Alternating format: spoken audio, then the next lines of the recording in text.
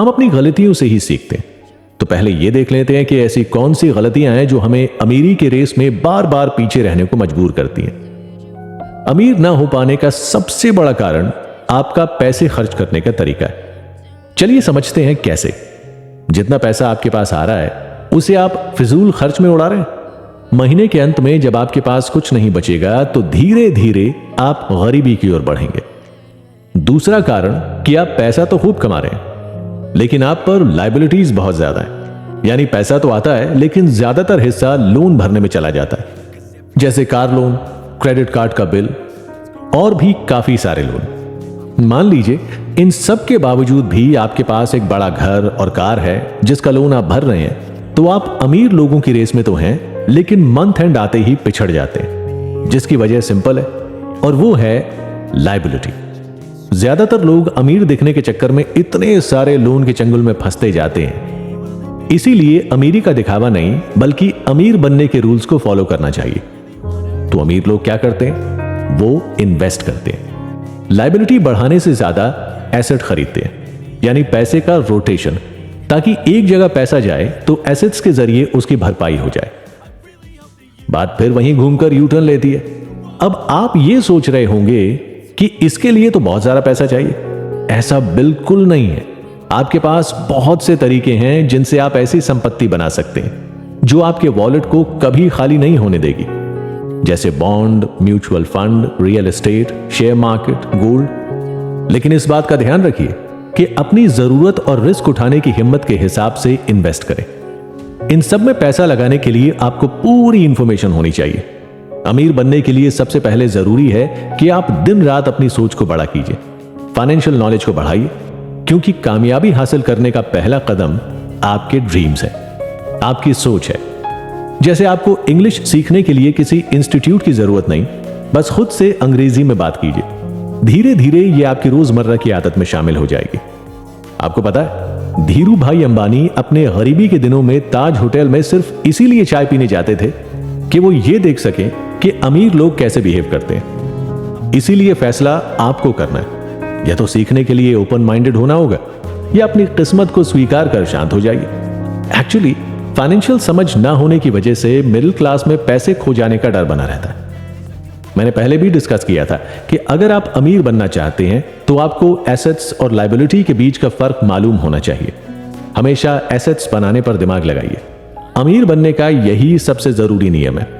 दुनिया में ज्यादातर लोग पैसे की प्रॉब्लम में सिर्फ इसीलिए उलझे रहते हैं क्योंकि उन्हें यह पता ही नहीं होता है कि एसेट्स और लायबिलिटी में फर्क क्या है। होता यह है कि रिच लोग एसेट्स बनाते हैं, दूसरी तरफ मिडिल क्लास खुद को अपग्रेड करने के चक्कर में लायबिलिटीज इकट्ठी करते जाते हैं।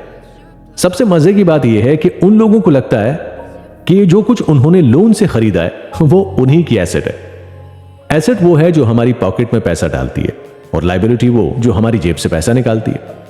असल में आपको बस इतना ही जानने की जरूरत है कि अगर आप अमीर बनना चाहते हैं तो लाइफ का एक रूल बना लीजिए कि अपनी कमाई से एसेट खरीदेंगे। इस फर्क को समझना बेहद जरूरी है कि आपकी लोन पर ली हुई कार आपके लिए जिम्मेदारी है और घर में रखा सोना आपकी दौलत है। हाँ, अगर आप मिडिल क्लास ही बने रहना चाहते हैं तो लोन की जिम्मेदारियां बढ़ाते रहें। अमीर बनने के लिए आपको अपने पैसे से दोस्ती करनी होगी और उसकी इज्जत करनी होगी। अमीर बनने के लिए यह भी एक जरूरी नियम है। सबसे पहले तो आपको यह समझना होगा कि पैसे वाला होना या पैसा ही सभी बुराइयों की जड़ है। यह गलत है। मिडिल क्लास परिवार में हमें बताया जाता है कि पैसा ही बुराइयों की जड़ होती है। अमीर लोग बेईमान होते हैं और पैसा गलत कामों के जरिए ही कमाया जा सकता है। आपको अपनी इस मेंटालिटी को बदलना होगा। अट्रैक्शन ऑफ मनी का रूल कहता है कि जब आप इसे बुराई मानकर नफरत करेंगे तो इसे कैसे अपनी तरफ अट्रैक्ट कर पाएंगे। आपने अक्सर देखा होगा कि जो लोग पैसे की बुराई करते हैं वो लोग कहीं ना कहीं आर्थिक तंगी से गुजर में कहा था कि हम मिडिल क्लास से जुड़े हुए वर्ग के बारे में चर्चा करेंगे। यहां अगर स्टूडेंट्स भी हमें सुन रहे हैं तो उनके लिए फिलहाल एजुकेशन में खुद को इन्वेस्ट कर देना सबसे बड़ी सीख और ट्रिक है। उन्हें फ्यूचर में पैसा बनाना है तो शुरुआत अभी से करनी होगी। दोस्तों, ये मायने नहीं रखता कि आप अमीर हैं या गरीब। मुझे गरीबी का कत्ल करना है, इसके लिए मुझे दिन रात पढ़ना है। डियर स्टूडेंट्स, आपको मालूम है आज जितने भी लोग इन एपिसोड को सुन रहे हैं वो शायद तूफानों के बीच अपनी कश्ती चला रहे होंगे। लेकिन सिर्फ आप वो कैटेगरी हैं जिनकी कश्ती अभी किनारे है, जिन्हें यह डिसाइड करना है कि कश्ती को पानी में सेफ कैसे उतारा जाए, कौन से तरीके आजमाकर जिससे फ्यूचर में अमीर बनने के सपने को पूरा किया जा सके। वो सब नहीं तो कम से कम अपने लिविंग स्टैंडर्ड को तो मेंटेन किया जा सके। आर्थिक चुनौतियों से आज हर तीसरा इंसान लड़ रहा है। आपके पास तो अभी टाइम है, धोबी पछाड़ देकर इन चुनौतियों को हराना है या लड़ना है, गिरना है फिर लड़ना है और यही करते रहना है। सबसे पहले आप समय के महत्व को समझें। जब तक आप कमाने वाली स्टेज तक पहुंचेंगे तो आप पाएंगे कि आपने सही वक्त पर सही चुनाव किया। होता क्या है कि हम सोचते हैं कि अब मौज नहीं करेंगे तो कब करेंगे। कॉलेज में मैंने महसूस किया कि कुछ लड़के जिन्हें क्लास बंक करना और एग्जाम के वक्त टीचर से सेटिंग करना बड़ी अचीवमेंट लगता है, अक्सर ऐसा करते हुए पूरा कोर्स निपट जाता है, मालूम नहीं चलता। आखिर में मिलती है बेरोजगारी और एक ऐसी टारगेटलेस लाइफ जिसे हमने पूरे 4 साल में बर्बाद कर दिया। चलिए, ये तो हमारे वक्त की बात थी, मुझे भी लगभग 10 साल हो चुके हैं। लेकिन अब वक्त बर्बाद करने की नई टेक्नोलॉजी आई है, OTT platform. Youth in web series के ट्रैप में बुरी तरह उलझ गया है। आजकल किसी वेब सीरीज पर घंटों बैठकर डिस्कशन चलते हैं। एक तो मैडम ने उससे निपटाने में पूरा हफ्ता दिया और अब 2-3 घंटे सहेलियों से चर्चा ना हो तो गया साल भर का सब्सक्रिप्शन वेस्ट। ये कूल दिखना नहीं बल्कि फूल होना है।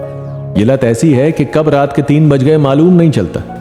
अरे कल क्लास भी है, ढेरों असाइनमेंट है। अब वो सब निपटाने मुन्ना भैया या कोरियन फिल्मों के राजकुमार तो नहीं आएंगे।